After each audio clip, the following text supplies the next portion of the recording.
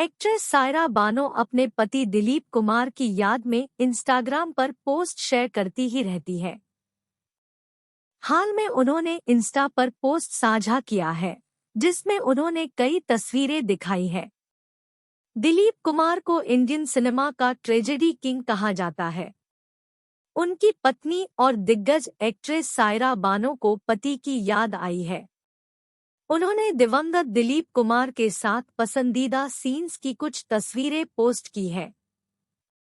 अभिनेत्री सायरा बानो ने बताया कि बचपन के दौरान वह अभिनेत्री वैजयंतीमाला और अभिनेता दिलीप कुमार की प्रशंसक थी।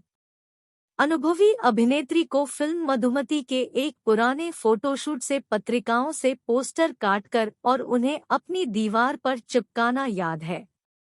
फिल्म मधुमती को रिलीज हुए 65 साल हो गए हैं।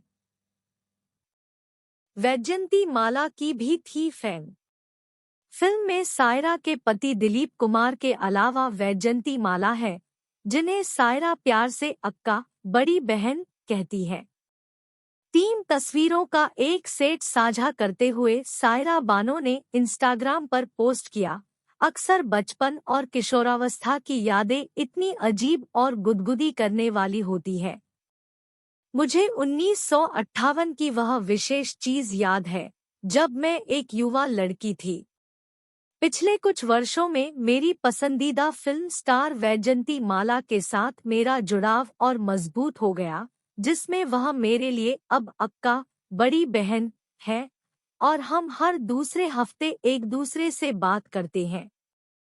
उन्होंने कहा, मुझे अपने बिस्तर के ठीक बगल की दीवार पर अपने पसंदीदा हार्ट थ्रोब की तस्वीरें चिपकाने की आदत थी, ताकि सबसे पहले मैं उन्हें देख सकूं। ठीक 1 साल पहले मैंने आन में साहब का शानदार प्रदर्शन देखा था, जिसे लंदन में विशेष रूप से प्रदर्शित किया गया था। माँ भेजती थी सायरा के लिए मैगजीन।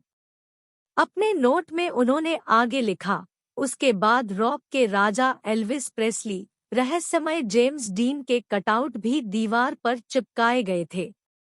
लंदन में हमारे घर के पास एक लेटर बॉक्स था, जो मेरे भाई सुल्तान और मेरी उम्मीद भरी आंखों का तारा था, क्योंकि हमारी माँ और दोस्तों के पत्र भारत से आते थे। घर की याद आने के कारण हम उनके लिए प्यासे रहते थे। मेरी माँ को पता था कि मैं भारतीय फिल्मों की दीवानी हूँ, इसलिए वह बीच बीच में हमारे मनोरंजन के लिए पत्रिका पोस्ट करती रहती थी। रोमांटिक तस्वीरें देख ऐसा हुआ था सायरा का मन। उन्होंने आगे उल्लेख किया कि यह उनके और उनके भाई के बीच एक पागलपन भरी हाथापाई थी कि पत्रिका पहले कौन लेगा।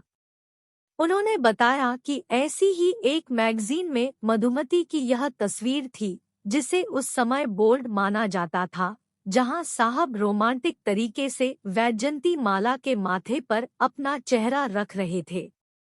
यह एक खूबसूरत तस्वीर थी और मेरे बचपने में मुझे इससे बहुत जलन हुई। साहब उसके चेहरे के इतने करीब थे कि मैंने कैंची उठा ली और चतुराई से तस्वीर के उस हिस्से को काटना शुरू कर दिया। जरा सोचिए, जब मैं यह याद करती हूँ तो हंसी से लोटपोट हो जाती हूँ।